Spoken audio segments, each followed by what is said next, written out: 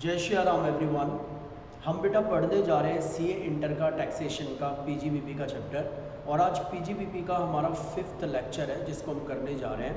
हम डेप्रीशिएशन वाले पॉइंट्स को कवर कर रहे थे। आगे बढ़ते हैं। आज हम सेक्शन 43(6) को पढ़ेंगे। आज सेक्शन 43(6) सब सेक्शन 6 को, राइट। आज हम ब्लॉक ऑफ असेट्स का मेथड और साथ में कैपिटल गेन को थोड़ा मिक्स कर लेंगे इसमें, कि कभी कभी असेट्स को बेचने पर डेप्रीशिएशन लगेगा, कभी ब्लॉक ऑफ असेट मेथड लगेगा, और एक्चुअल कॉस्ट के कुछ पॉइंट्स पढ़ेंगे और कोशिश करेंगे कि जितना कवर हो सके हमारा हम कवर करेंगे आज।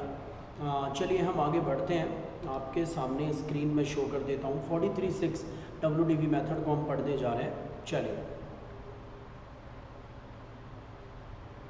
यस, सेक्शन 43 सब सेक्शन 6 आपको दिख रहा होगा स्क्रीन पर, right. Section 43(6) WDV of the block of asset. Block of asset का जो WDV का मेथड है उसे कर रहे हैं हम। यहाँ पर क्या कह रहे हैं बेटा, देख पा रहे होंगे आप, इसमें लिख रहा है कि WDV of the block at the beginning of the year. इसको ना प्यार से अभी ओपनिंग WDV बोलते हैं। अभी हम इसे डिटेल में समझेंगे, फिलहाल अभी हम छोटी छोटी पार्ट्स लिख रहे हैं। इसे प्यार से ओपनिंग WDV बोलते हैं। सर ऐड क्या होगा? Actual cost of the assets falling in this block acquired during the previous year. इसे हम बोलते हैं असेट जो परचेज करी है हमने बीच में, इस ब्लॉक वाली असेट्स जो भी हमने परचेज करी है, और वो इसी ब्लॉक की होंगी बेटा जो असेट्स हमने परचेज करी है, राइट। यहाँ पर तीसरा पॉइंट है money is payable. Money payable जो हो रही है, मतलब इसने बोला है ये सेल प्राइस होगा या इंश्योरेंस कंपनसेशन होगा, और इसको भी हम डिटेल में बोल सकते हैं शॉर्ट में कि सेल प्राइस, या फिर इंश्योरेंस वगैरह करवा रखा, असेट डिस्ट्रॉयड हो गई तो इंश्योरेंस प्राइस। बेटा less WDV of the asset transferred in slump sale. अगर स्लम सेल में कोई भी असेट चली गई तो उसकी WDV लास्ट में आ जाएगी। WDV of the block of the assessment year, that is closing WDV, जिस पर हमारा डेप्रीशिएशन लगेगा। चलिए एक बार इसे समझते हैं, कोशिश करते हैं इसे प्रॉपर तरीके से पढ़ने की। क्या है ये बेटा, एग्जाम्पल के साथ समझेंगे इसको और डिटेल में करेंगे। प्लीज़ फोकस करिएगा, जितना भी अभी तक हमने करा है वो सब भी आपके काम आएगा इसमें। बेटा सपोज करिए एक ब्लॉक ऑफ असेट है हमारा, ब्लॉक ऑफ असेट है, ब्लॉक ऑफ एसेट। आपको बेहतर तरीके से पता है ब्लॉक ऑफ असेट्स हमारा क्या होता है, हमने लास्ट वीडियोस में पढ़ा हुआ था। बेटा ब्लॉक ऑफ असेट्स में हमारा रेट है 10% डेप्रीशिएशन, जिस ब्लॉक की हम बात कर रहे हैं, राइट। इस ब्लॉक में हमने ए मशीनरी खरीदी, ए मशीनरी, ये हमारी 10 लाख रुपए की मशीन है। उसके बाद ये मशीनरी की डेट भी मैं लिख देता हूँ, आपको थोड़ा पता रहेगा। ये खरीदी हमने 1/4/2023 में, राइट। फिर हमने बी मशीनरी खरीदी। हम इसी ब्लॉक में ऐड क्यों कर रहे हैं बी मशीनरी को? क्योंकि सर ये इसी ब्लॉक की मशीनरी है, 10% रेट है और मशीनरी वाला ही ब्लॉक चल रहा है। बेटा ये मशीन खरीदी है हमने 30 जून 2023 को, राइट। हमारी तीसरी मशीनरी सी मशीनरी। आज का टॉपिक बड़ा मज़ेदार होने जाने वाला है, ठीक है, तो प्लीज़ ध्यान से समझिएगा हर चीज़ को फोकस करके। हमारी सी मशीनरी जो कि 20 लाख रुपए की है, ये हमने खरीदी है बेटा 1 अक्टूबर 2023, राइट। अब यहीं से कॉन्सेप्ट को समझने की कोशिश करते हैं, ये हमें क्या कहना चाह रहा है, कॉन्सेप्ट हमें क्या बताना चाह रहा है, क्या कहना चाह रहा है मशीनरीज के बारे में। एक मिनट, ठीक है, ध्यान से देखिएगा कॉन्सेप्ट हमें क्या बोल रहा है। बेटा ए मशीनरी खरीदी आपने 10 लाख की, पूरे ब्लॉक की वैल्यू जो है आपकी हो गई, बताइए एक बार, 20 और 25 45 और 45 और 10 55, आपके पूरे ब्लॉक की वैल्यू हो गई 55 लाख। बेटा केस नंबर 1, डेप्रीशिएशन।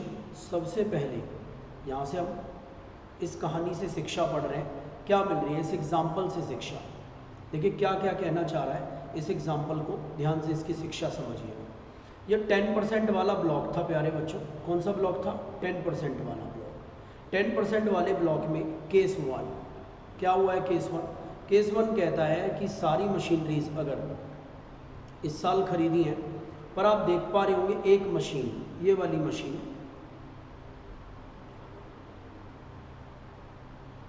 हमारी अगर same day put to use हो गई हैं तो भी 180 दिन से कम यूज़ हो रही है। 1 अक्टूबर, नवंबर, दिसंबर, जनवरी, फरवरी, मार्च, मतलब इसको 5, इसको ऐसे मान लेते हैं 31 अक्टूबर और जल्दी क्लियर हो जाएगा।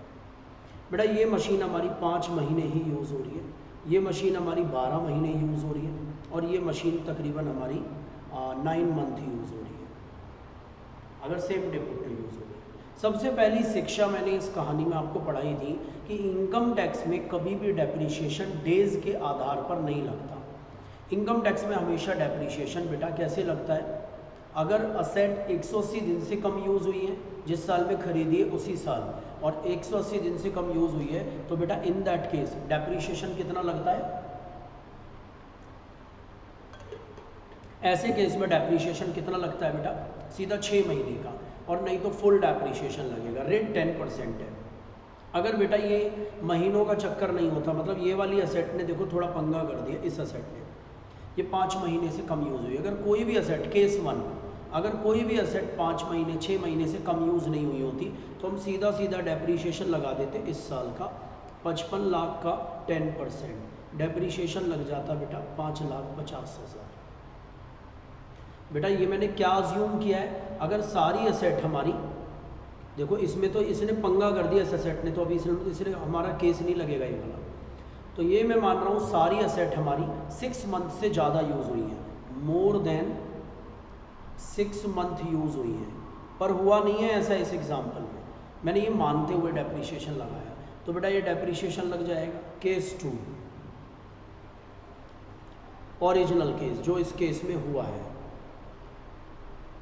देखते हैं आप बताएंगे क्या हुआ है इस केस में। बेटा जो 35 लाख की असेट है, मतलब ये दोनों असेट ए और बी मशीनरी, इन दोनों पर फिक्स लग जाएगा डेप्रीशिएशन 10%, कितना? 3,50,000, राइट। और जो आपकी 20 लाख की मशीनरी है उस पर डेप्रीशिएशन लग जाएगा 10% इंटू हाफ, आधा, बेटा कितना लग जाएगा? 1 लाख, और टोटल डेप्रीशिएशन हो गया आपका 4,50,000।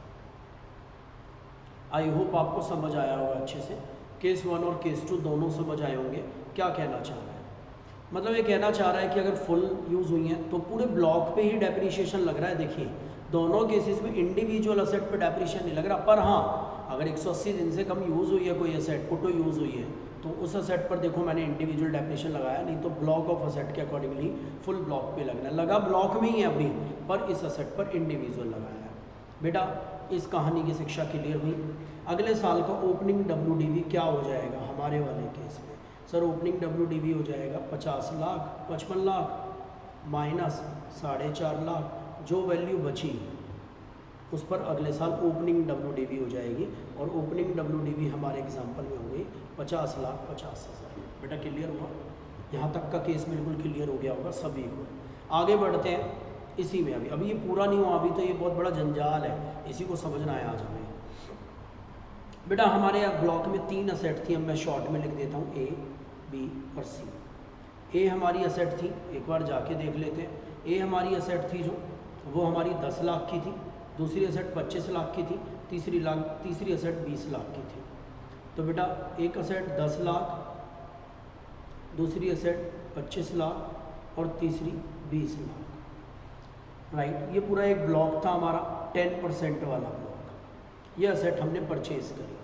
आपको ये तो समझ आ गया असेट कभी भी खरीदी हो, अगर 180 दिन से कम यूज़ हुई हैं तो सीधा सीधा डेप्रीशिएशन हाफ हो जाएगा, 180 दिन से ज़्यादा है तो डेप्रीशिएशन पूरा लग जाएगा।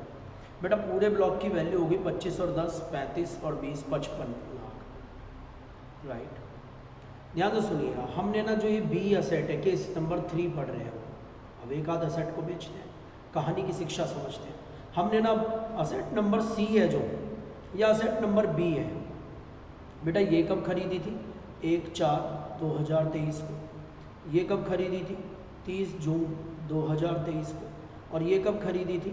31 अक्टूबर 2023 को। बेटा ये 12 महीने यूज़ हुई हैं, ये 9 महीने यूज़ हुई है, और ये 5 महीने यूज़ हुई है। बेटा शिक्षा मिलती है, इन दोनों पे पूरा डेप्रीशिएशन लगेगा, फुल डेप्रीशिएशन एक साथ ही, और इस पर हाफ हो जाएगा। यस और नो? ये हमने अभी तक पढ़ा। बेटा पूरे ब्लॉक की वैल्यू 55 लाख है। इसमें से ना हमने बी असेट सेल कर दी, बेटा असेट बी सोल्ड कर दी, अभी के अभी इसी साल में सोल्ड कर दी, और वो सोल्ड करिए 20 लाख रुपए। बेटा ध्यान से समझिएगा, ब्लॉक की वैल्यू 35 लाख रह गई। अब यहाँ से समझने वाली चीज़ है, यहाँ पर है मेन समझने वाला पार्ट। बेटा ब्लॉक में 3 असेट थी 55 लाख की, एक 12 महीने यूज़ हुई, एक 9 महीने यूज़ हुई, एक 5, पर एक असेट हमने 20 लाख की बेच दी, और ये बेची है हमने बेटा 1 जनवरी 2023 को, 24 को।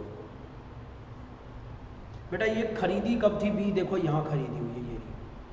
अब हम इसे डिफरेंट पेन से कर लेते हैं। बी खरीदी कब हुई थी? ये रहा 30/6/23 को। बी बेच कब दी? बेटा 1 जनवरी 24 को। एक्चुअली में बी कितने दिन रखी हमने? तकरीबन 6 महीने बी असेट को यूज़ किया, राइट। 6 महीने हमने यूज़ किया, और 6 महीने बाद यूज़ करके हमने 20 लाख में बेच दी। बेटा ध्यान से समझना, आप समझने वाली चीज़ है। नॉर्मल तरीके से देखें तो एक असेट हमने 25 लाख की खरीदी थी, बी असेट 30 जून को खरीदी थी, नॉर्मल तरीके से देखें, और 20 लाख की 1 जनवरी को बेच दी, मतलब 6 महीने बाद। 6 महीने बाद हिसाब से हमें 5 लाख का शॉर्ट टर्म कैपिटल लॉस हो गया, क्योंकि असेट 6 महीने में बेचे। यस और नो? क्योंकि अगर हम कैपिटल गेन के चैप्टर को लगाएं तो हमें बेटा क्या हो गया? 5 लाख का शॉर्ट टर्म कैपिटल लॉस, पर ये नहीं। अब यही समझना, जादू समझना इस सेक्शन का। ये कह रहा है भाई साहब कोई भी असेट अगर आपने बेची ना ब्लॉक की, मैं क्या बोल रहा हूँ पहले मेरी वर्डिंग पकड़ना, फिर हम इसको समझेंगे।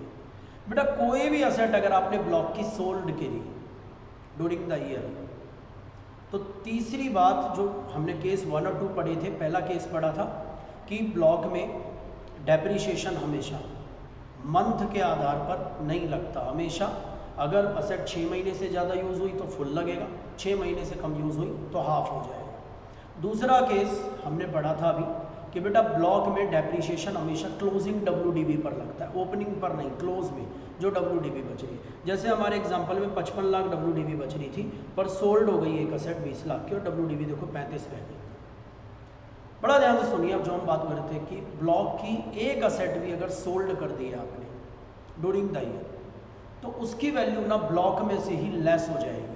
मतलब क्या करने की कोशिश कर रहे हैं? शॉर्ट टर्म कैपिटल लॉस या लॉन्ग टर्म कैपिटल गेन या लॉस बुक नहीं होगा। शॉर्ट टर्म कैपिटल गेन या लॉस बुक नहीं होगा सेट सोल्ड होने में, जब तक ब्लॉक में दम है, जब तक ब्लॉक में कोई वैल्यू बच रही है। तो ये कह रहे हैं कि हम उस असेट को ब्लॉक में से लेस कर देंगे। इसको थोड़ा एनालाइज करते हैं, क्या कहना चाह रहे हैं। देखो इन्होंने ब्लॉक में से लेस कर दिया इस असेट को, इसको थोड़ा एनालाइज करते हैं बेटा, ध्यान से एनालाइज करते हैं, और आप एक बार अच्छे से इसे समझने की कोशिश करिए। बेटा ब्लॉक में ए असेट की कीमत 10 लाख है और सी असेट की कीमत 20 लाख है। हिसाब से अगर बी असेट हमने बेच दी, आप समझने की कोशिश करिएगा इसको। अगर सी असेट हमने बी असेट्स हमने बेच दी, तो हमारे पास यहाँ पर ए और सी असेट ही तो बची होगी, और ए और सी की अगर वैल्यू देखें तो ए की वैल्यू 10 लाख है और सी की 20 लाख है। तो ब्लॉक की वैल्यू कितनी बचनी चाहिए थी? हिसाब से 30 लाख। अग्री और नॉट? एग्री करते हैं आप मेरी बात से? ब्लॉक की वैल्यू में एक ए असेट बची है और एक सी असेट बची है। बेटा क्या बोल रहा हूँ मैं? ब्लॉक की वैल्यू में एक ए असेट बची है, सी बी तो बेच ही दी। बी खरीदी कब थी? 30 जून को। बी बेच कब दी बेटा? 1 जनवरी को। तब भी ब्लॉक की वैल्यू में 2 असेट बची हैं। अगर असेट के मामले में देखें, नंबर ऑफ असेट 2 बची हैं, और वैल्यू के मामले में देखें तो 30 लाख की एग्जैक्ट। पर देखो हमारे इस जादू में क्या हुआ, हमने बी असेट को जो बेचा हमने उस सेल प्राइस को ब्लॉक में से लेस कर दिया 20 लाख का, और ब्लॉक की वैल्यू 35 लाख बच गई। मतलब हिसाब से असेट तो ए और सी बच रही है ब्लॉक में, इस मेथड से ए एंड सी बच रही है, बेटा क्या क्या असेट बच रही हैं? ए एंड सी बच रही है, पर कितने से बच रही है? 35 लाख से। आप देख रहे हैं हमें 30 लाख पर डेप्रीशिएशन मिलना चाहिए था, यस और क्योंकि हमारे ब्लॉक में 30 बच रहा है, पर हमें डेप्रीशिएशन ये 35 लाख पर दे रहे हैं, मतलब हमें 3 लाख का डेप्रीशिएशन अलाउड होना चाहिए था, पर ये हमें 3.5 लाख का डेप्रीशिएशन अलाउड कर रहे हैं। कुछ समझ आ रहा है आपको इन्होंने क्या कर दिया? जो हमारी 25 लाख वाली असेट सेल हुई थी, कितने में? 20 लाख में, उस पर हमें लॉस हुआ था एक तरीके से 5 लाख, पर इन्होंने मना कर दिया, वो कोई लॉस नहीं है, बल्कि हमें डेप्रीशिएशन अलाउड कर दिया 5 लाख पर धीरे धीरे धीरे धीरे हर साल। आपने देखा पीजीबीपी में ऐड कर दिया उसे और कह दिया कि उस पर डेप्रीशिएशन अलाउड होगा। क्या अलाउड होगा? उस पर डेप्रीशिएशन अलाउड होगा, ऐसा इन्होंने बोल दिया। बेटा कुछ समझ आ रही है मेरी बात, मैं क्या कहना चाह रहा हूँ?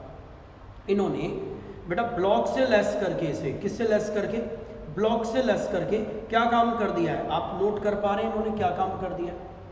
इन्होंने कहा है, ध्यान से सुनिए, जब तक ब्लॉक में दम है, जब तक ब्लॉक में दम है तो हम डेप्रीशिएशन को ज़्यादा या कम लगा देंगे।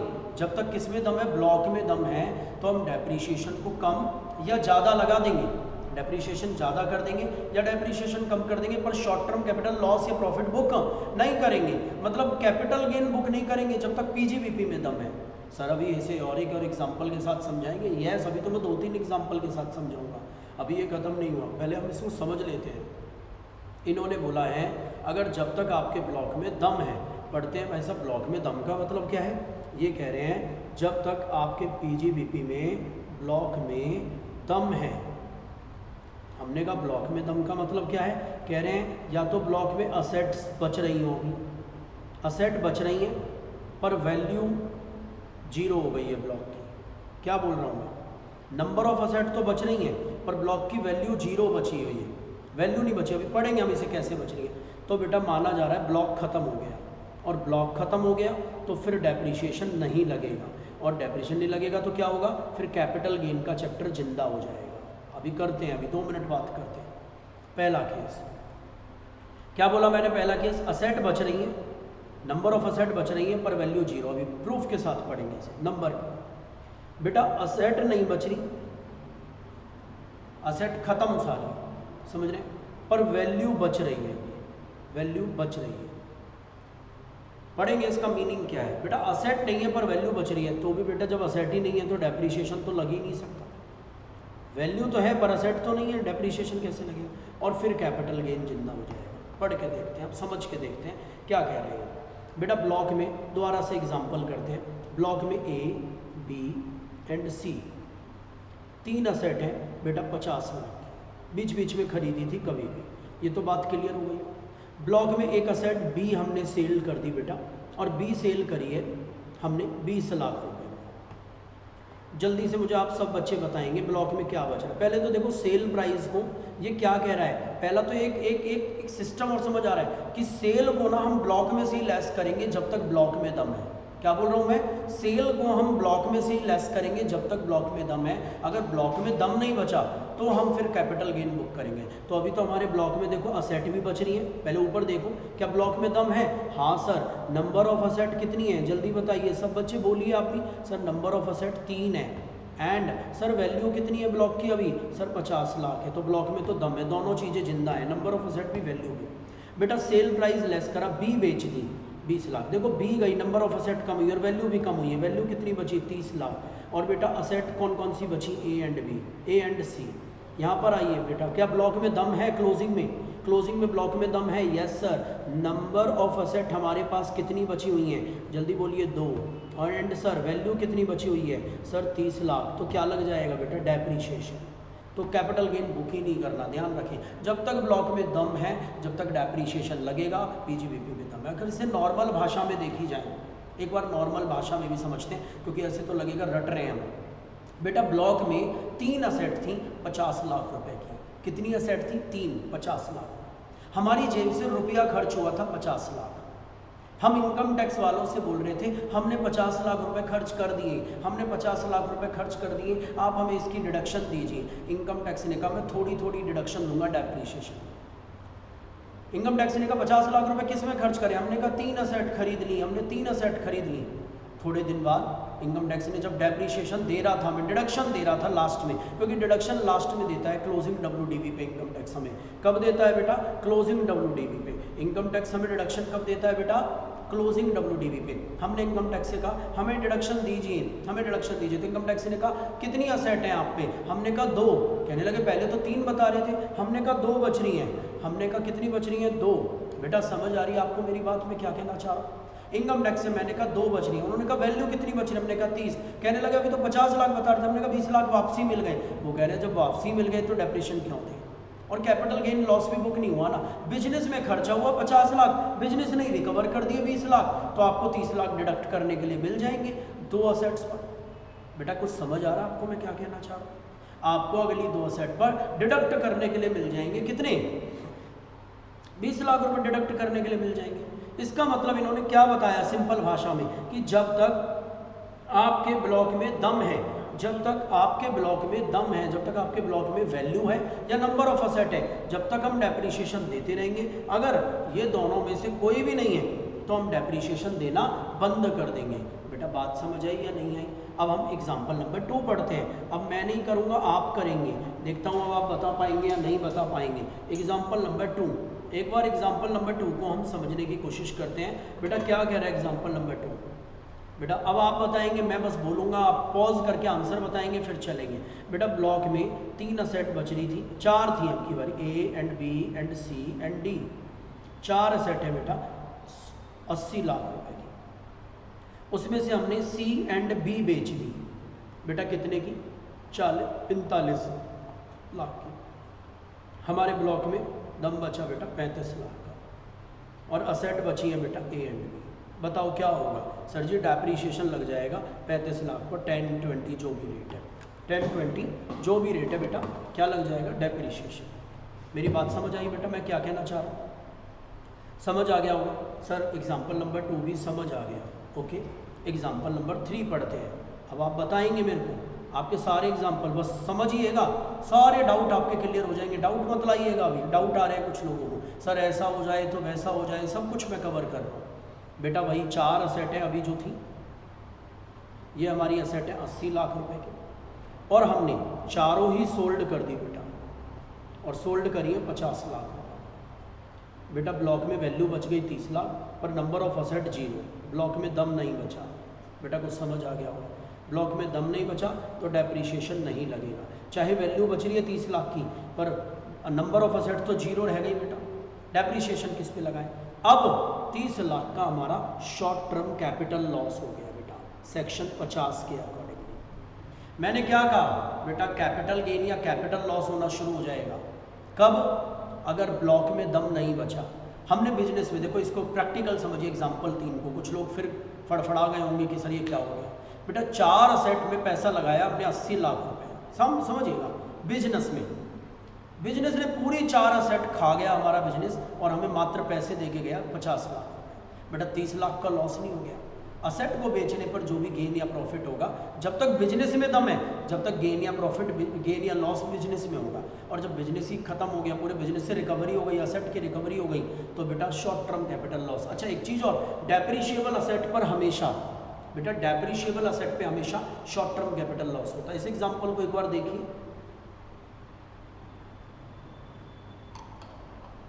क्या कह रहा है, हमने बिजनेस में 80 लाख रुपए लगाए 4 असेट में, और 4 की 4 असेट हमारी डूब गई और 50 लाख रुपए दे गई। अभी तो साल भी पूरा नहीं हुआ, डेप्रिसिएशन भी नहीं लगा, तो बेटा 30 लाख का शॉर्ट टर्म कैपिटल लॉस हो गया ना। अब डेप्रिसिएशन किस पे लगाएं, वरना तो ये 30 लाख धीरे धीरे अलाउड होता अगर एक भी असेट बच रही होती। सर एक एग्जाम्पल आ रहा है हमारे दिमाग में, हमने कहा बोलो ना आप एग्जाम्पल बोलो अपना। सर हमने 4 असेट खरीदी बिजनेस में, सर 80 लाख रुपए की 4 असेट थी, सर 3 बेच दी। अब आप जवाब देंगे बेटा, मैं नहीं दूंगा। सर 3 बेच दी हमने 50 लाख की, एग्जाम्पल सर सेम है, ऐसा सही, यहाँ पर 4 बेची थी, यहाँ पर 3 बेची है। बेटा 3 बेची है और 30 लाख का लॉस हो गया, पर बेटा बच तो रही है एक असेट। अब देखो एक असेट पर ही डेप्रिसिएशन मिल जाएगा 30 लाख पर बार बार। मतलब एक असेट की कीमत हालांकि चाहे 5 लाख थी, अब वो कितने की रह गई, 30 लाख की, और उस पर डेप्रिसिएशन। मतलब इनकम टैक्स कह रहा है जब तक आपके ब्लॉक में दम है, जब तक पीजीबीपी में वैल्यू या असेट बची हुई है, जब तक मैं पीजीबीपी में क्लेम करवाऊंगा आपका लॉस। बेटा लॉस ही तो क्लेम हो रहा है। देखो 30 lakh short term capital loss मतलब आज ही एकदम लॉस, और डेप्रीशिएशन क्लेम होगा धीरे धीरे बिजनेस की इनकम में से डिडक्ट कर लो। डेप्रीशिएशन का मतलब क्या है, धीरे धीरे बिजनेस की इनकम में से डिडक्ट कर लो इस लॉस को। हर साल हम डेप्रीशिएशन अलाउड करेंगे तो बेटा धीरे धीरे धीरे धीरे बिजनेस की इनकम कम होगी तो हमारा लॉस डिडक्ट हो जाएगा। तो जब तक पीजीबीपी में दम है। सर और अच्छे अच्छे एग्जाम्पल बनाइए ना इसमें। हाँ यस बनाते हैं, फिर हम कॉन्सेप्ट बनाएंगे, पहले एग्जाम्पल बनाएंगे फिर कॉन्सेप्ट बनाएंगे। बेटा 4 असेट 80 लाख रुपए की, एक बेची 20 लाख रुपए की, सर 60 लाख पे डेप्रीशिएशन। बेटा एग्जाम्पल 2, एक बेची 50 लाख रुपए की, सर 30 लाख पे डेप्रीशिएशन। सर एक ही बेची 80 लाख रुपए में पूरे में, बेटा जीरो, ब्लॉक में दम खत्म हो गया। नंबर ऑफ असेट बच रही है अब 3, क्योंकि थी कितनी 4, देखो ध्यान से सुनो, थी कितनी असेट 4, बेची कितनी है 1, पहले केस में कितने में बेची है 20, पर यहाँ पर देखो नंबर ऑफ असेट बच रही थी 3 और वैल्यू बच रही है 60 लाख, नंबर ऑफ असेट बच रही है 3, वैल्यू बच रही है 30 लाख, नंबर ऑफ असेट बच रही है 3 पर वैल्यू बच रही है 0, तो बेटा डेप्रीशिएशन नहीं लगेगा। सर एक और एग्जांपल, 80 लाख और माइनस एक ही असेट बेची सर 90 लाख की, जो आपके दिमाग में आ रहा है सर ये भी तो बताओ। बेटा उल्टा हो गया, यहाँ पर असेट कितनी बच रही है 3 और बेटा वैल्यू तो 0 ही हो गई। 80 में से 90 गए, WDV कभी नेगेटिव नहीं होती बेटा, नील आ गई। उल्टा हमें यहाँ पर शॉर्ट टर्म कैपिटल गेन हो गया बेटा, लग गया income tax. Short term capital gain कितने का, देखो बिजनेस में खर्चा कितना किया था 80 लाख, कितनी असेट में 4 में, बेटा एक ही असेट 90 लाख रुपए दे गई, पूरे बिजनेस का पैसा दे गई, सारी असेट का पैसा दे गई, चारों असेट का। तो असेट तो 3 पड़ी हुई हैं पर फ्री में ही तो पड़ी हुई हैं तीनों असेट, और बल्कि 10 लाख रुपए फालतू दे गई, 10 लाख रुपए पे शॉर्ट टर्म कैपिटल गेन हो गया बेटा। आई होप समझ आ रहा होगा। नंबर ऑफ असेट बच रही है अगर और वैल्यू बच रही है तो ही डेप्रीशिएशन लगेगा बेटा। नंबर ऑफ असेट बच रही है और वैल्यू बच रही है तो ही डेप्रीशिएशन लगेगा। अगर ये नहीं बच रही है, वैल्यू नहीं बच रही या नंबर ऑफ असेट नहीं बच रही, तो बेटा कैपिटल गेन या कैपिटल लॉस हो जाएगा। सर अब हमें समझ आ गया। एक और एग्जांपल, बेटा 4 असेट थी, यहाँ पर हमने एक बेची है या एक से ज़्यादा बेची है, पर मैं यहाँ लिख देता हूँ हमने ऑल असेट्स नहीं बेची है, मतलब नंबर ऑफ असेट बैलेंस में बच रही होंगी कुछ ना कुछ। एक ही बात है, एक बेचो या एक से ज़्यादा बेचो पर सारी तो नहीं बेची, मतलब नंबर ऑफ असेट बच रही होंगी। देखो यहाँ भी बच रही थी नंबर ऑफ असेट, यहाँ भी बच रही थी, यहाँ भी बच रही थी, यहाँ भी बच रही थी। धीरे धीरे मैंने वैल्यू कम करने की कोशिश करी और नेगेटिव में ले गया। अब की बारी मैं सारी असेट बेचूंगा बेटा। 4 असेट खरीदी हमने 80 लाख की और चारों की चारों बेची थी बेटा ब्लॉक में। अब की बारी बेचते हैं वही 20 लाख की, तो बेटा 60 लाख पे शॉर्ट टर्म कैपिटल लॉस। आ गया होगा समझ। कोई बच्चा रीज़न बताएगा क्यों आया, कोई भी रीज़न बताए, वीडियो को पॉज करके समझो फिर मैं बताऊंगा रीज़न क्या है। सर यहाँ पर नंबर ऑफ असेट 0 रह गई हैं, नंबर ऑफ असेट कितनी रह गई हैं 0, और सर वैल्यू बच रही है भले ही 60 पर नंबर ऑफ असेट तो 0, डेप्रिसिएशन किस पे लगाएं, तो लॉस हो गया हमें 60 लाख का। 80 का माल 20 में, 20 की तो रिकवरी हुई, 60 का लॉस हो गया। सर डेप्रिसिएशन तो लगा ही नहीं पाएंगे। Sir example number 2, 80 lakh minus 30 lakh, sir वही सेम 50 लाख का short term capital loss. Sir reason भी सेम, नंबर ऑफ असेट 0 बच रही है। सर 80 लाख की असेट हमने बेच दी 90 लाख में, सारी की सारी सीधे सीधे इससे पहले 80 में ही बेची। सर ना लॉस ना और नंबर ऑफ असेट 0 ना डेप्रिसिएशन। सर 80 लाख की हमने बेची थी 90 लाख में, सर गेन हो गया 10 लाख का, शॉर्ट टर्म कैपिटल गेन हो गया, क्योंकि सारी असेट बेच दी हमने। क्या बेच दी है बेटा, सारी असेट बेच दी है, डेप्रिसिएशन तो लगेगा नहीं, और वैल्यू भी ज़्यादा है, डेप्रिसिएशन तो वैसे ही नहीं लगेगा, नील आ जाएगी यहाँ पर। आई थिंक कॉन्सेप्ट बनाने में मज़ा आएगा। मैं कॉन्सेप्ट बनाता हूँ पहले, अगर आपको कॉन्सेप्ट अभी भी समझ नहीं आया तो वीडियो को दोबारा देखें एक बार, आपको समझ आना शुरू हो जाएगा। अब हम एक बार कॉन्सेप्ट बनाते हैं। सर कॉन्सेप्ट नंबर 1,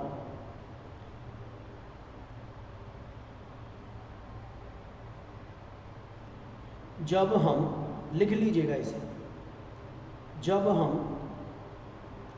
ब्लॉक की एक या एक से ज़्यादा असेट्स, जब हम ब्लॉक की एक या एक से ज़्यादा असेट, समझ रहे, पर व्हाट ऑल असेट्स नहीं,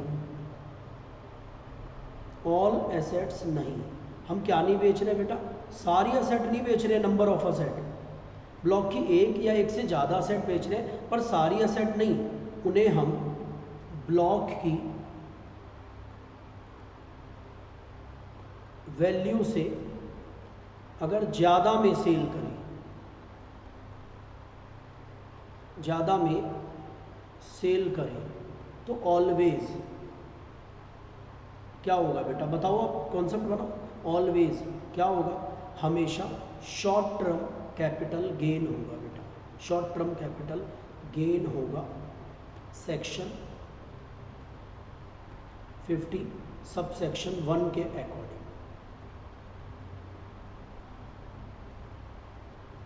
आई थिंक मेरी बात समझ आई बेटा, क्लियर हुआ, बिल्कुल पढ़ लो। जब ब्लॉक की एक या एक से ज़्यादा सेट, अब इस कॉन्सेप्ट को पढ़ के आप दोबारा ऊपर एग्जांपल्स को देखने जा सकते हैं, आप अपने आप देखने जा सकते हैं, पहले इसको पढ़ के ऊपर एग्जांपल को देखने जा सकते हैं, एग्जांपल बना हुआ है।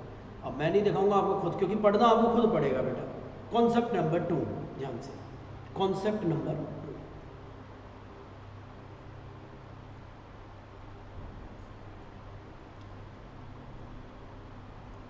कॉन्सेप्ट नंबर 2 की जगह मैं ऐसे बोलूँगा पॉइंट नंबर 2, जब ज़्यादा समझ आएगा बेटा। यहाँ पर हमारी हेडिंग है मेन कॉन्सेप्ट नंबर 1 की यही, एक मिनट,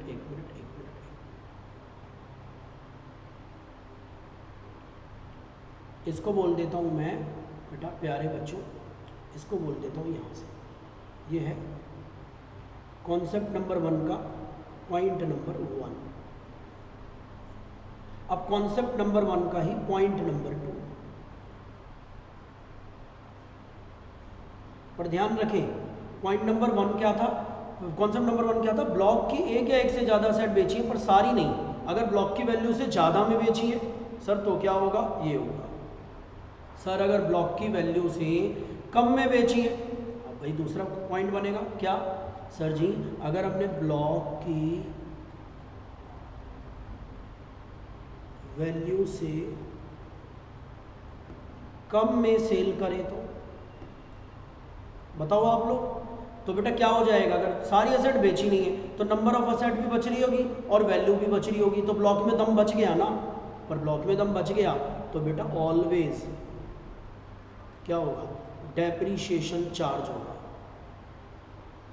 क्या होगा बेटा, डेप्रीशिएशन चार्ज होगा। कौन सी वैल्यू पर, सेक्शन 43(6) की क्लोजिंग वैल्यू पर, और क्लोजिंग वैल्यू में हम सेल प्राइस लेस कर चुके होते हैं बेटा। आई होप समझ आ गया होगा बिल्कुल, आप यहाँ से जा जाके ऊपर भी चेक कर सकते हैं। ब्लॉक की वैल्यू से कम में सेल करी तो हमेशा डेप्रीशिएशन लगेगा, किस पर, 43(6) की जो क्लोजिंग वैल्यू आएगी। क्लोजिंग वैल्यू कब आती है, सारी असेट की वैल्यू, जो भी ऐड वैड करी असेट वो सब लेकर, माइनस सेल प्राइस, अगर सेल हुई असेट तो सेल लेस करके जो वैल्यू आएगी बेटा। कॉन्सेप्ट नंबर 2, अब आप बनाएंगे ना कॉन्सेप्ट नंबर 2, कॉन्सेप्ट नंबर 2, अगर ध्यान से बेटा, अगर ब्लॉक की ऑल असेट्स, ब्लॉक की ऑल है अब की बारी बेटा, एक या एक से ज़्यादा नहीं, अब सारी असेट, अगर ब्लॉक की ऑल असेट्स सेल कर दी जाए, कितने में, नंबर 1 में, ब्लॉक की वैल्यू से, वहीं ऊपर की तरफ, ब्लॉक की वैल्यू से ज़्यादा। अच्छा अगर देखो एक चीज़ और, रटने वाले बच्चे ध्यान दें, अगर सारी असेट ही सोल्व कर दी तो बेटा कभी भी डेप्रीशिएशन लग ही नहीं सकता, नंबर ऑफ असेट ही नहीं बची, डेप्रीशिएशन कभी लग ही नहीं सकता। अगर ब्लॉक की वैल्यू से ज़्यादा में सेल हो तो बेटा शॉर्ट टर्म कैपिटल गेन। और बी पॉइंट क्या, अगर ब्लॉक की वैल्यू से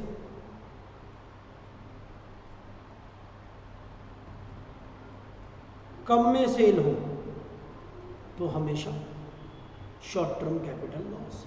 यहाँ पर लॉस हो जाएगा अगेन किस सेक्शन के अकॉर्डिंगली, सेक्शन 52 के अकॉर्डिंग। और आपको याद भी होगा सेक्शन 50 तो कैपिटल गेन के ही है, क्योंकि इनकम टैक्स में पीजीबीपी के सेक्शन तो 28 से 44 डी होते हैं, राइट। 50 की सीरीज जो 45 से लेकर 55 तक तो बेटा किसके हैं। अब आपको समझ आ गया होगा, ये पूरा सारांश बना दिया मैंने पूरा।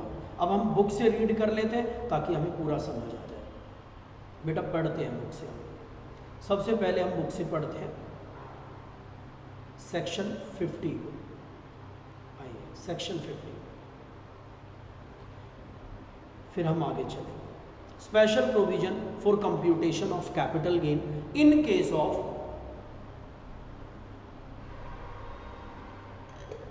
Depreciable assets, in case of depreciable asset. Depreciable assets के केस में कैपिटल गेन कैसे कंप्यूट होगा। कह रहे हैं notwithstanding anything contain in subsection 2(4)(a), मतलब ये ना पीरियड ऑफ होल्डिंग का था। अगर मैं आपको याद दिलाऊं कैपिटल गेन में ये सेक्शन किस चीज़ का था, पीरियड ऑफ होल्डिंग। मतलब असेट अगर 36 महीने से ज़्यादा है तो लॉन्ग टर्म होती है, 36 से कम रखिए तो शॉर्ट टर्म। और कह रहा है उसमें कुछ भी लिखा हुआ, क्योंकि अभी तो मैंने बताया डेप्रिशिएबल असेट चाहे 36 महीने रख लो, चाहे 10 साल रख लो, चाहे 2 साल रख लो, हमेशा शॉर्ट टर्म होगा। अगर कैपिटल असेट आपके किसी ब्लॉक का पार्ट है जिस पे आप डेप्रिशिएशन लगा रहे हैं, तो कैपिटल गेन जो होगा आपका वो कैसे निकलेगा। अगर टोटल जो सेल प्राइस है वो ब्लॉक की एक या एक से ज़्यादा असेट बेची है, एक या एक से ज़्यादा असेट यहाँ लिख लो, बट ऑल असेट्स नहीं बेची है बेटा, ऑल असेट्स नहीं बेची है। एक या एक से ज़्यादा असेट बेची है, सारी नहीं। और किससे भी ज़्यादा बेची है, एक्सीड ब्लॉक की वैल्यू से ज़्यादा में ही बेची है। ब्लॉक की वैल्यू क्या क्या होती है, जो ओपनिंग डब्ल्यूडीवी थी, कोई नई असेट खरीदी है तो वो सब, और एक्सपेंडिचर ऑन ट्रांसफ़र, अगर असेट को बेचने के लिए कोई एक्सपेंडिचर करा है तो वो भी, इन सब की वैल्यू से ज़्यादा में बेची है। अगर इस सब की वैल्यू से ज़्यादा में, तो बेटा हमेशा शॉर्ट टर्म कैपिटल गेन हो गया सेक्शन 50 सब सेक्शन 1 के अकॉर्डिंग। बेटा बिल्कुल आप वो ऊपर वाला चार्ट भी पढ़ लेना मेरा जो मैंने लिखा था। वेयर एनी, अगर कोई भी block of asset he sees हो जाता है, सीज का मतलब है ऑल असेट बेच दिए बेटा, ऑल असेट।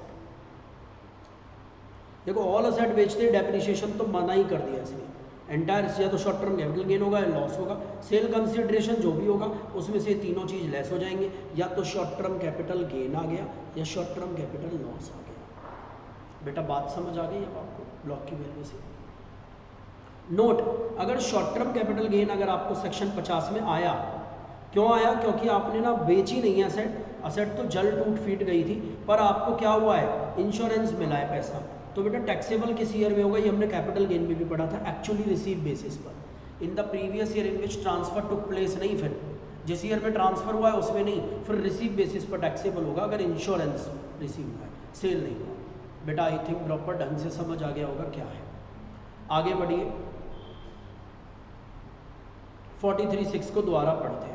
बेटा ब्लॉक की ओपनिंग डब्ल्यूडीवी जो होगी वो आ जाएगी, 2-3 असेट जो आपने खरीदी वो आ जाएंगी, ऐड हो जाएंगी।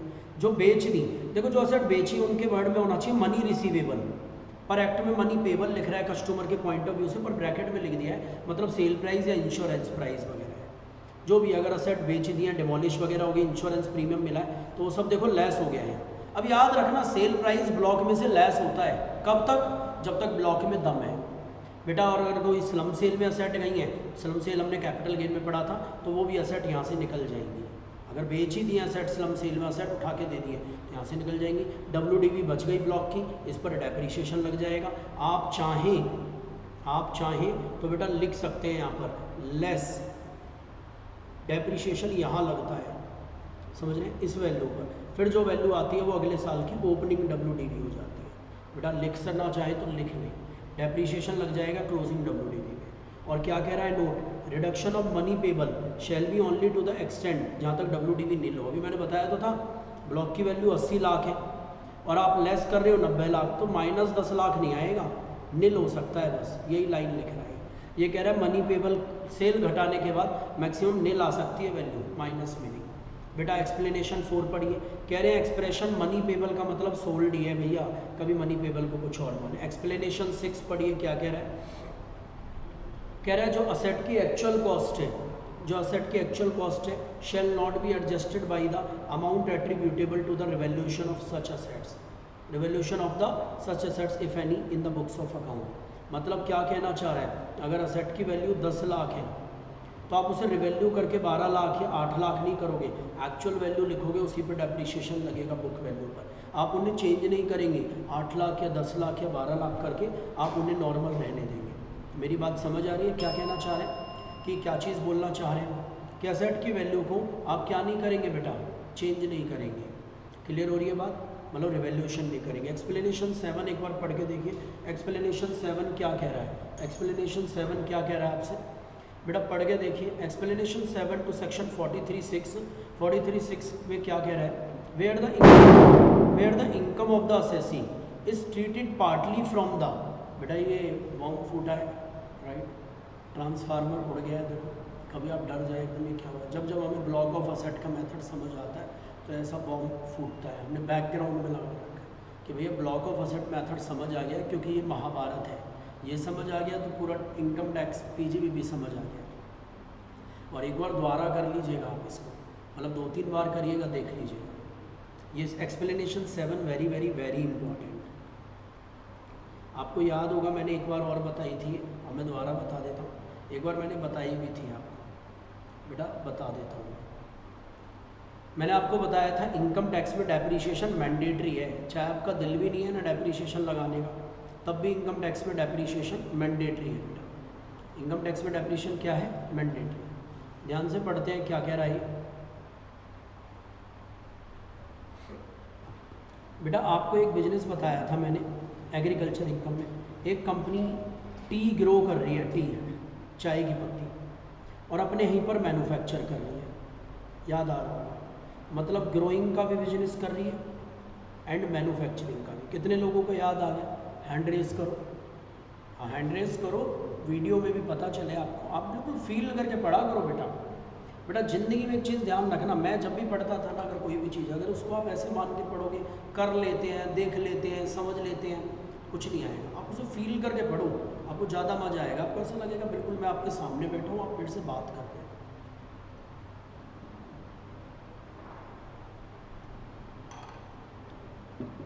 राइट, फील करके पढ़ो इसे। Growing and manufacturing, growing and manufacturing. अब आप ग्रो का भी बिजनेस कर रहे हैं, मैन्युफैक्चर का भी।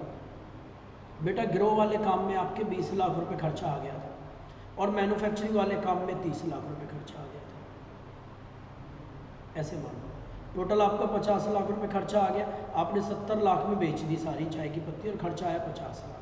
तो 20 लाख रुपए में बेटा कुछ एग्रीकल्चर इनकम भी है आपकी और कुछ नॉन एग्रीकल्चर भी। ये तो हमने एग्रीकल्चर इनकम में भी पढ़ा था, क्योंकि इसमें एग्रीकल्चर पार्ट भी कवर है और नॉन एग्रीकल्चर पार्ट भी कवर है।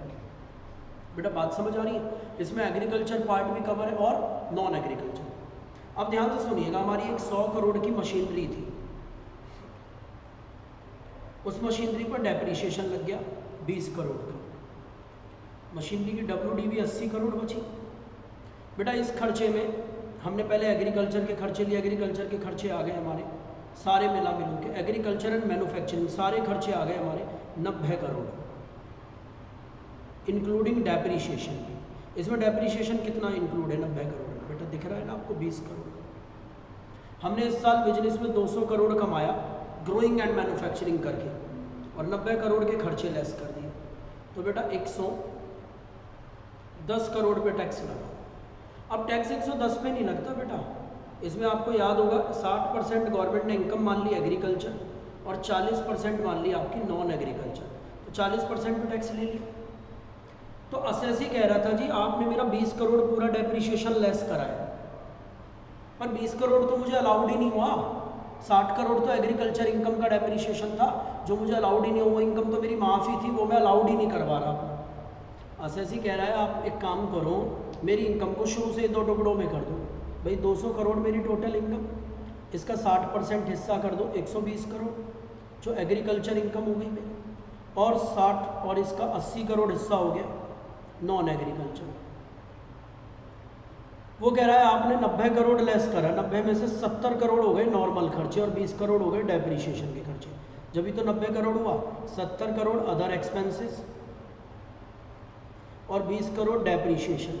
जो 70 करोड़ के खर्चे हैं वो भी 60% अलाउड हो गए 42 करोड़, और 40% हो गए 28 करोड़। ये हो गए नॉन एग्रीकल्चर जो इसमें से लेस हो गए। ऐसे ही मेरा डेप्रीशिएशन हो गया 12 करोड़ और यहाँ हो गया 8 करोड़। आप मेरा 8 करोड़ डेप्रीशिएशन अलाउड करोगे, मतलब मेरी नॉन एग्रीकल्चर इनकम कितनी हो गई 80 करोड़, उसमें से अदर एक्सपेंसेस कितने अलाउड हो गया 28 करोड़, डेप्रीशिएशन कितना अलाउड हो गया 8 करोड़। सर जी मेरा 36 करोड़ रुपए का ये खर्चा अलाउड हो गया, कितने करोड़ का 36 का। तो मेरी इनकम बन गई सर जी 36 लेस हो गया 44 करोड़।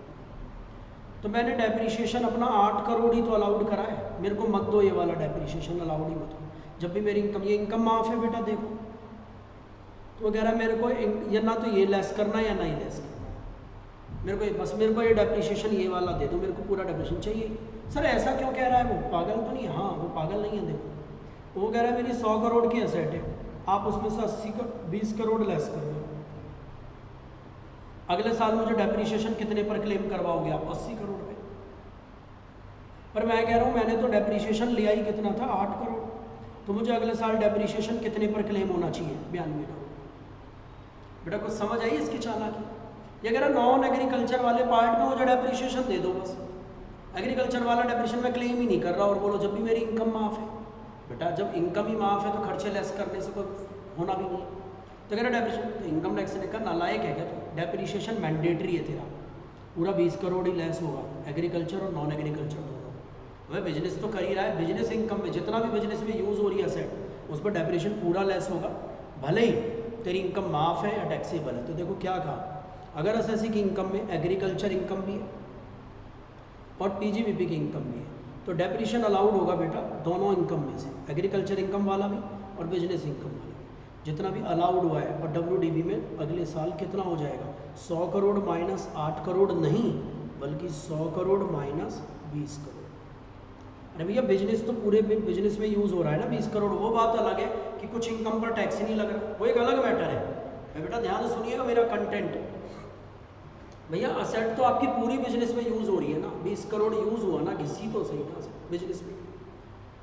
वो बात अलग है कि टैक्स आपका 60% पे नहीं ले रहे, हम 40 पे ले रहे हैं, एग्रीकल्चर पे नहीं ले रहे, वो एक अलग मैटर है। पर असेट तो पूरी यूज़ हुई है तो डेप्रीशिएशन अलाउड हो जाएगा, पूरा अलाउड है। बेटा 100 सेक्शन 145 हमने लास्ट क्लास में पढ़ लिया था पूरा। उसके बाद हमारा सेक्शन 145A है, अच्छा सेक्शन है 145, method of accounting in certain cases. अच्छे से समझिएगा, इम्पॉर्टेंट पॉइंट है ये, method of accounting in certain cases. बेटा ध्यान से क्या कह रहा है, इसको इम्पॉर्टेंट तरीके से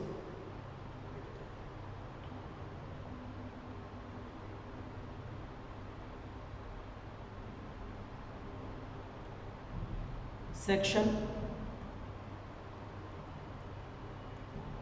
145A। बेटा अकाउंट की दुनिया में क्या होता है, इधर हम अकाउंट की दुनिया चलाते हैं, इधर टैक्स की दुनिया। आपको समझ आ जाएगा क्या है इनकम टैक्स, क्या कहना चाह रहा है, क्या बताना चाह रहा है, फिर एक और सेक्शन का मतलब समझ आ जाएगा। यह इनकम टैक्स। बेटा अकाउंट की दुनिया में ध्यान से सुनिए, सबसे पहले तो एक बात समझिएगा, आपने अकाउंट में जो भी प्रॉफिट एंड लॉस निकाला, अकाउंट में आपका जीपी आया, मान के चलो बाय जीपी 50, आपके एक्सपेंस नंबर ए आया, तो एक्सपेंस नंबर बी आया, तो एक्सपेंस नंबर सी आया, तो एक्सपेंस नंबर डी आया, और आपका नेट प्रॉफिट आया 7 लाख। एक्सपेंस ए था आपका बेटा 20 लाख, एक्सपेंस बी था आपका 10 लाख, एक्सपेंस सी था आपका 2 लाख, और एक्सपेंस डी था 1 लाख। बेटा समझ आ गया, पूरा बैठा नहीं बैठा? नहीं नहीं नहीं, ये 12 लाख कर देते हैं। ठीक है जी, 20 और 10 30 और 10 40 तो 42 और 43 ये बेटा टैक्स वाले कहते हैं हम यूं की यूं ये वाला प्रॉफिट ले लेंगे, नेट प्रॉफिट।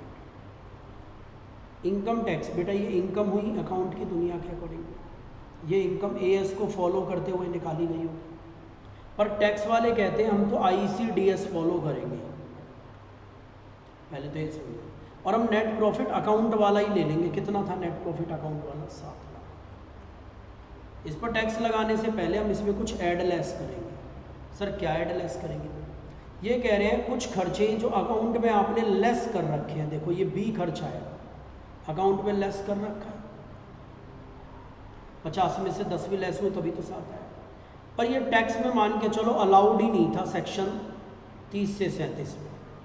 30 से 37 एक्सपेंस के सेक्शन है ना, 30 से 37 ने परमिशन ही नहीं दी। 30 to 37 सेक्शन ने मना कर दिया कि ये खर्चा अलाउड ही नहीं है, ये खर्चा नहीं लेस कर सकते थे।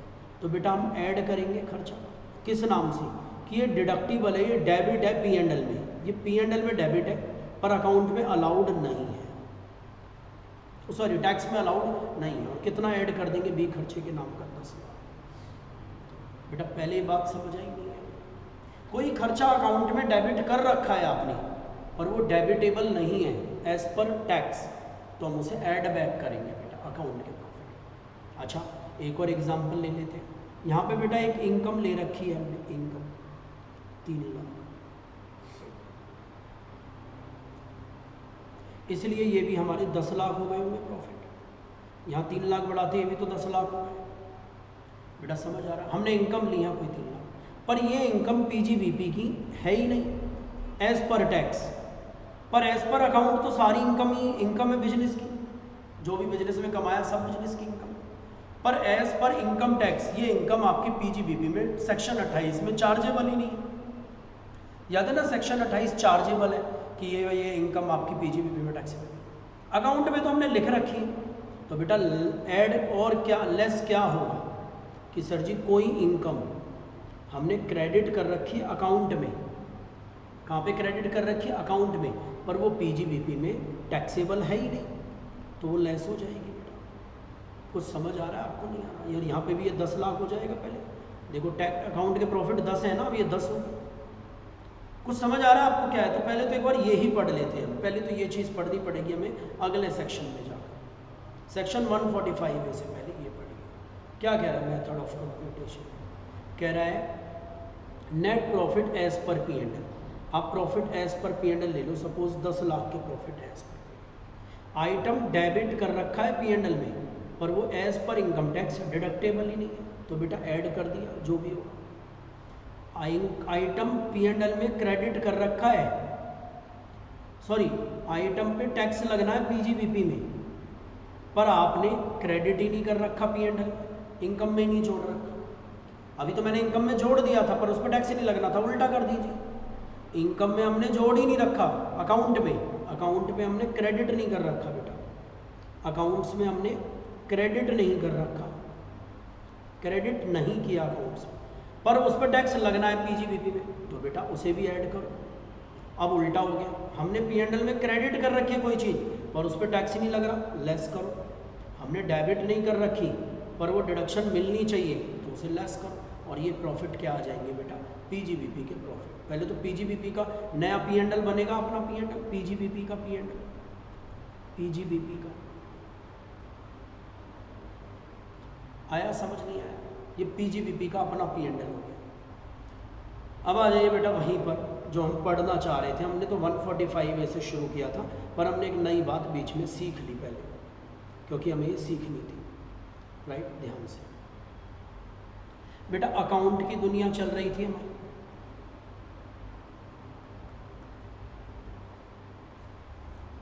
और इनकम टैक्स की दुनिया। ध्यान से बेटा, अकाउंट में क्या करा है हमने, बहुत इंपॉर्टेंट तरीके से समझिएगा। अकाउंट में हम क्या कर रहे हैं? अकाउंट में हम 100 रुपये के गुड्स खरीद के लाए, परचेज किए। मैं यहाँ पे ट्रांजैक्शन लिख देता हूँ। हमने 100 रुपये के गुड्स खरीदे, 10 रुपये का GST दिया, टोटल 110 रुपये के गुड्स पड़े।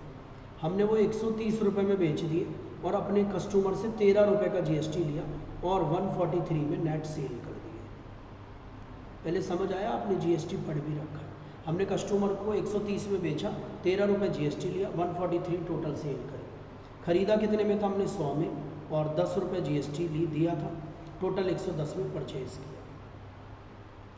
बेटा ध्यान से, एज़ पर अकाउंटिंग हमारी कॉस्ट कितनी है? जितने का हमें क्रेडिट मिल जाता है तो 100 रुपये ही कॉस्ट पड़ी अकाउंट। तो अकाउंट में हम इसे पे यहाँ पर परचेज में लिखते हैं 100, सेल में लिखते हैं बेटा 130।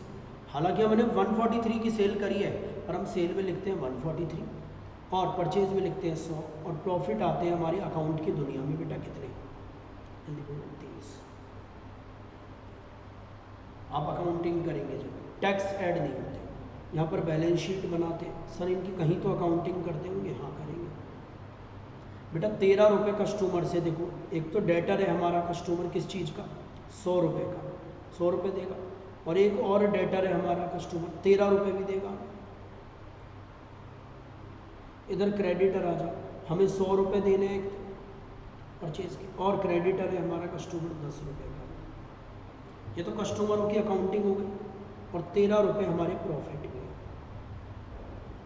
बेटा ये जो कस्टमर से हमें 13 रुपये लेने हैं ना, हम इसकी अकाउंटिंग लिखते हैं टैक्स रिसीवेबल। टैक्स पेबल है जो हमें कस्टमर से लेना है।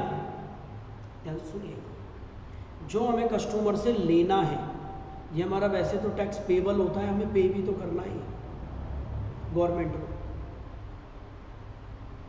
Tax payable to government 13। अरे यस सर। और जो हमें अपने परचेजर को देना है 10 रुपये। अच्छा देखो पहले ये मैच नहीं हो रही होगी, 100 और 10 110, 110 और 13 और यहाँ पर 100 और 13। अब मैच करेंगे इसे। टैक्स पेबल टू गवर्नमेंट कितना है बेटा? 13। And tax receivable from government कितना है? हम गवर्नमेंट से वापसी भी तो मांगेंगे, अपना टैक्स क्रेडिट लेंगे कितने का? 10 का। नेट टैक्स पेबल गवर्नमेंट को कितना है हमारा? 3 रुपये। बेटा ध्यान से सुनिए, जो हमारे डेटर है वो 113 है, जो हमारे क्रेडिटर है वो 110 है। डेटर से 113 रुपये लेने, सॉरी 113 नहीं, गलत कर दिया हमने, 130। मैं जानता हूँ कुछ लोग कह रहे होंगे सर आपने गलत कर दिया। गलत, हाँ मैंने गलत कर दिया, मैं पहले से ठीक करता हूँ। 130 हमें कस्टमर से लेने कितने हैं बेटा? 130 प्लस 13 143। यहाँ पर हमें अपने कस्टमर, देखो यहाँ पर 110 ये आ गया, 13 ये आ गया, अभी भी गैप आ रहा है। इसका टोटल आ रहा है बेटा, देख रहे हैं आप, प्रॉफिट, हमारे प्रॉफिट थे 30 रुपये। अब देखिए कितना आ रहा है गैप अभी, 110 और 30 कितने हो गए? 140। इसका टोटल आ रहा है बेटा 143। मतलब यहाँ पर 3 का कुछ और आना है और यही तो आना net tax payable to government. हम ना एक एंट्री करते हैं टैक्स पेबल टू गवर्नमेंट, ये भी तो हमारा क्रेडिटर हो गया। टैक्स पेबल टू गवर्नमेंट कितना? 3। अगर हमने ये गवर्नमेंट को नहीं दिए, गवर्नमेंट ने माफ़ कर दिए, किसने? कौन सी गवर्नमेंट ने? GST ने। GST डिपार्टमेंट ने अगर ये 3 रुपये माफ़ कर दिए, बेटा सच सच बताना हमारे प्रॉफिट 33 नहीं हो जाएंगे? 30 रुपये तो बचे हुए हैं, 33 नहीं बच जाएंगे? पहले कुछ समझ आ रहा है? अकाउंटिंग द्वारा समझिए, थोड़ा सा मर्ज हो गया, मैंने गलत फिगर लिख दिया। 100 रुपये में परचेज़ करा, 130 में सेल करा, 30 रुपये प्रॉफिट। डेटर से हमें लेने ये पैसे 143, क्रेडिटर को हमें देने 110। हमारा जो एक डेटर से लेने 13 रुपये टैक्स पेबल टू गवर्नमेंट है और जो 10 रुपये अपने क्रेडिटर को हम देंगे वो हम क्रेडिट लेंगे, वो हमारा टैक्स रिसीवेबल फ्रॉम गवर्नमेंट। बेटा net tax payable to government हमारा 3 आ गया जो हम पे कर देंगे, 13 माइनस 10। मतलब अगर हम ना इस 10 की एंट्री यहाँ करें, हम करते भी नहीं है, और ना इस 13 की एंट्री यहाँ करें, सीधे टैक्स पेबल टू गवर्नमेंट लिख दें 3। समझ आ रहा है? क्योंकि डेटर से हमें लेना है 13 और 10 माइनस कितना हो गया? 3। तो हमें यहाँ भी तो 3 लेने हैं ना अपने कस्टमर से, इसलिए हमें एंट्री करनी पड़ती है। मैंने यहाँ डेटर लिख दिया 13 रुपये का और क्रेडिटर लिख दिया 10 का, टैक्स पेबल टू गवर्नमेंट कर दिया हमने 3। बेटा अकाउंट की दुनिया में अगर आपने देखा हो तो गवर्नमेंट को हमें जीएसटी डिपार्टमेंट को 3 रुपये देने, ये लेस कर दिए हमने, ऊपर अपने आप भी तो लेस हो गए। पर इनकम टैक्स की दुनिया में देखो क्या करवा रहा है, इनकम टैक्स की दुनिया समझो। इनकम टैक्स में कह रहा है जी वो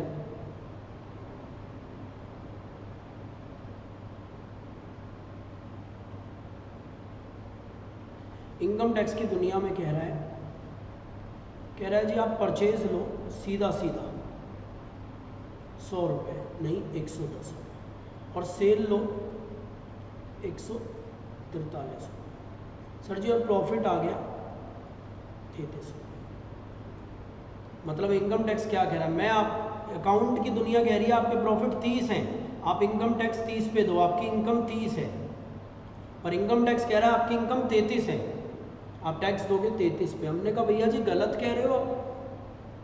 फिर अकाउंटेंट ने भी कहा भैया हमारे अकॉर्डिंगली भी 33 थे, पर 3 रुपये हमें देने हैं गवर्नमेंट को। कौन सी गवर्नमेंट को? जीएसटी गवर्नमेंट को, इसलिए हमारे प्रॉफिट 30 है।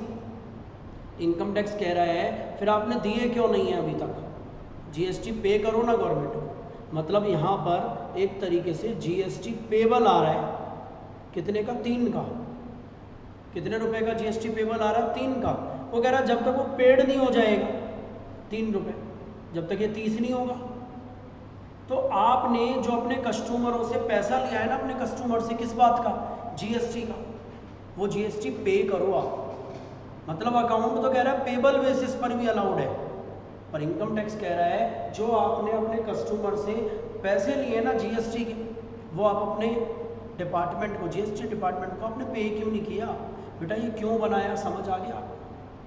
ये इसलिए बनाया कि जो लोग थे ना वो जीएसटी कलेक्ट तो कर लेते हैं और उसे अपनी जेब में रख लेते हैं, बाद में देंगे बाद में देंगे, ताकि वो अभी की अभी दे, उन्हें इनकम टैक्स में डिडक्शन मिल जाएगी।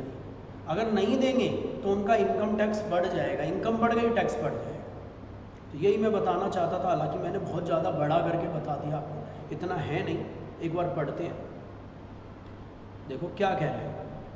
कह रहा है जी इनकम टैक्स में जो आपकी इन्वेंट्री है, पहला पॉइंट, वो लोअर ऑफ एक्चुअल कॉस्ट और नेट रियलाइजेबल वैल्यू एज पर ICDS ली जाती है।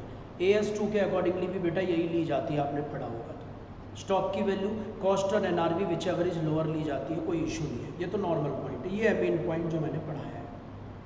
कह रहा है अगर आप कोई भी चीज़ परचेज कर रहे हो या कोई भी सेल कर रहे हो इन्वेंट्री में, तो आप ना इंक्लूड कर लेना टैक्स वैक्स भी, GST भी इंक्लूड कर लेना।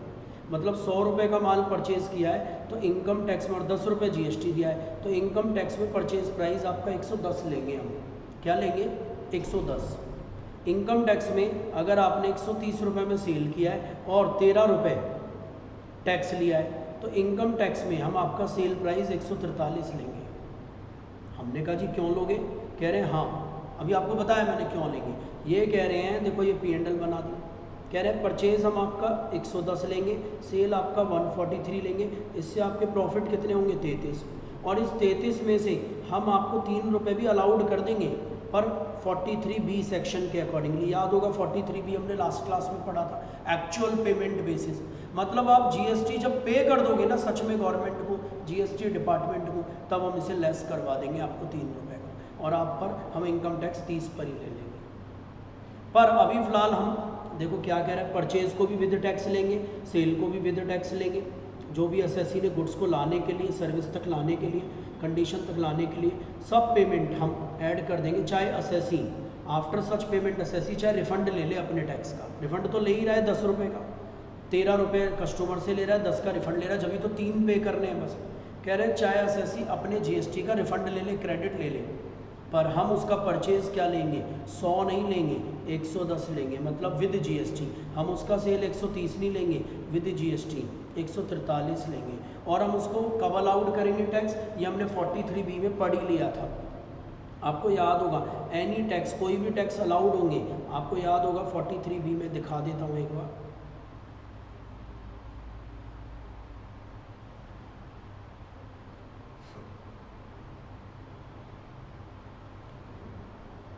43B deduction on actual payment basis.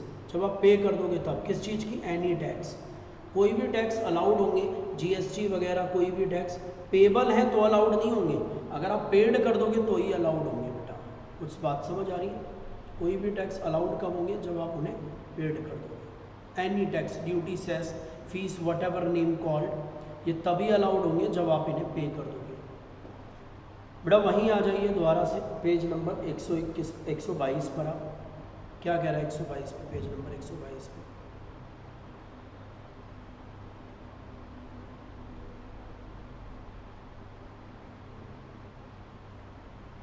कह रहा है कोई भी परचेज या सेल है वो विद टैक्स लेनी है, ऑटोमेटिकली आपके टैक्स पर भी इनकम टैक्स लग जाएगा, जीएसटी, जो आपने कस्टमर से जीएसटी इकट्ठा किया है उस पर इनकम टैक्स लग जाएगा। हाँ, अगर आपने पेड कर दिया कस्टमर को, डिपार्टमेंट को, तो वो लेस भी हो जाएगा। बाकी तीसरा और चौथा पॉइंट नॉर्मल है। कह रहे हैं अगर कोई भी इन्वेंट्री आपकी सिक्योरिटी है जो लिस्टेड नहीं है रिकॉग्नाइज स्टॉक एक्सचेंज में, या लिस्टेड हो चुकी हैं पर कोट नहीं हुआ है, उनका प्राइस कोट नहीं हो रहा, प्राइस नहीं बताया, तो ऐसे केस में उन्हें हम बुक करेंगे एक्चुअल कॉस्ट पे।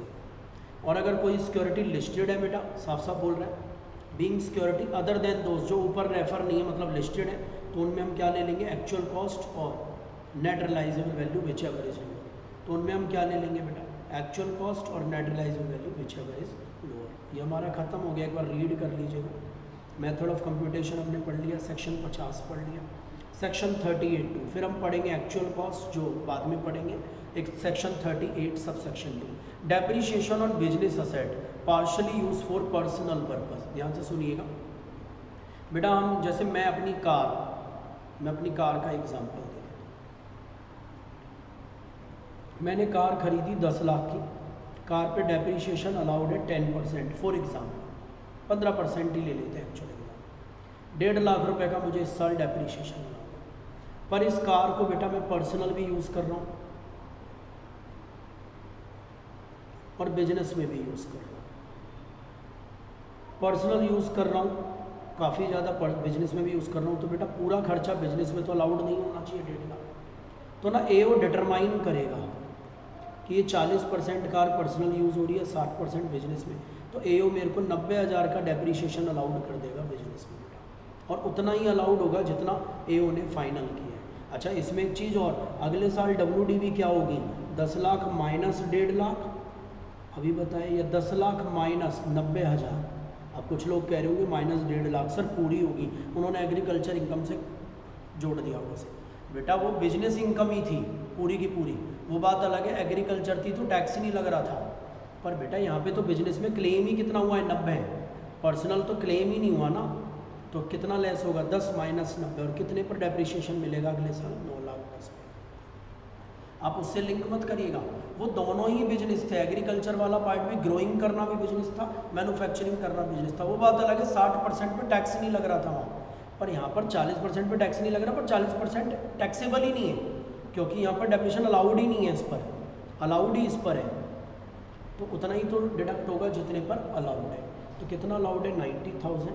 तो एक बार पढ़िए, अगर कोई भी बिल्डिंग मशीनरी या प्लांट और फर्नीचर पूरा का पूरा अगर केवल बिजनेस प्रोफेशन में यूज़ नहीं हो रहा, तो डिडक्शन 30 की, 31 की और 32 की। 30 की क्या थी, रेंट रिपेयर ऑफ बिल्डिंग, 31 की क्या थी, रिपेयर ऑफ मशीनरीज वगैरह, और 32 डेप्रीशिएशन। ये तीनों डिडक्शन बेटा एओ अपने अकॉर्डिंगली डिटरमाइन कर सकता है, और थोड़ा सा पर्सनल मान के इनके टैक्सों को चेंज, डिडक्शन को कम या ज़्यादा कर सकता है बेटा। जैसे मेरे केस में 40% पर्सनल मान लिया एओ ने और अलाउड नहीं करी डिडक्शन। आई होप अच्छे से समझ आ गया होगा बेटा। एक बार अब यहाँ तक का आपने समझना है, राइट। अभी हमारा बस 1 घंटे का लेक्चर हुआ है, 1 घंटे 8-10 मिनट, मैंने इसलिए छोटा पार्ट बना के दिया, फिर मैं एक और 1-1.5 घंटे का लेक्चर दे रहा हूँ आपको, ताकि आपको टॉपिक अच्छे से समझ आए। फाइनली हमने 43(6) पढ़ा, ब्लॉक ऑफ असेट पढ़ा, राइट, सेक्शन 50 पढ़ा, 50 का 1 पढ़ा, 2 पढ़ा, एक्सप्लेनेशन पढ़ी, एंड हमने साथ में 38 सबसेक्शन 2 पढ़ा, और हमने 145A पढ़ा, और मेथड पढ़ा हमने, नेट प्रॉफिट कैसे निकलेगा। एक बार अगर आप कहें तो मैं 145A को एक बार रिवाइज करा देता हूँ बेटा। जो परचेज़ है वो विद टैक्स लेनी है, जो सेल है वो विद टैक्स लेनी है, राइट। विद टैक्स मतलब विद जीएसटी। अब जीएसटी जो आया और जीएसटी जो गया, वो दोनों में डिफरेंस आया ना, उन्होंने वो भी प्रॉफिट मान लिया। आप कस्टमर से 13 रुपये जीएसटी ले रहे हो और अभी तक गवर्नमेंट को 10 दिया है, और आप कह रहे हो कि भैया मेरे को ना जो ये प्रॉफिट नहीं हुआ ये मैं दे दूंगा 3 रुपये भी। तो जब दे दोगे ना आप तब डिडक्शन मिल जाएगी, नहीं तो आपकी इनकम मानी जाएगी, अभी जब तक आप नहीं दे रहे हो। आई होप आपको यहाँ तक समझ आया होगा। प्लीज़ इसे देखिएगा अच्छे से। Wish you all the best. Thank you so much. इसे प्लीज़ ज़रूर देख लीजिएगा और साथ साथ देखते रहिए लेक्चर्स को। बहुत छोटे छोटे लेक्चर्स बना रहा हूँ मैं इसलिए आपको, ताकि क्लैरिटी रहे, ये चैप्टर आपको टफ ना लगे। चलिए, थैंक यू। जय श्री राम।